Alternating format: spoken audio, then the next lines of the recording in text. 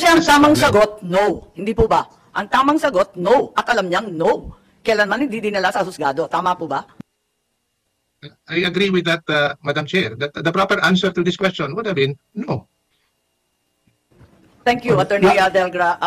Ambassador Lacandilao? Yes, ma'am. Still, ma'am, yung nasabi ko po. You still didn't know, in spite of overseeing the entire operation for both the Interpol and the entire government of the Philippine Republic. Tama? Yes, Madam Chair. Hindi mo pa rin alam. Madam Chair, last chance mo, Ambassador Lacanilaw. Giving you the chance to say the truth. Opo, opo. Hindi mo alam? Ng totoo. Hindi, opo. Hindi mo alam na hindi siya dinala. Opo. Ikaw Nasaan ka nag-oversee sa doon? airport? Saan ka doon sa airport? Nandun ka sa picture?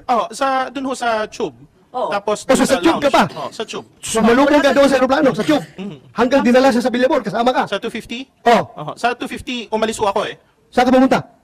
Dun ho sa likod, kasi meron hong waiting area dun Sa sa likod. likod lang. Sa likod lang, pero pero- umalis. So, hindi na ho ako nag-intervene after nun eh. Hindi mo alam na hindi siya dinala. Hindi po.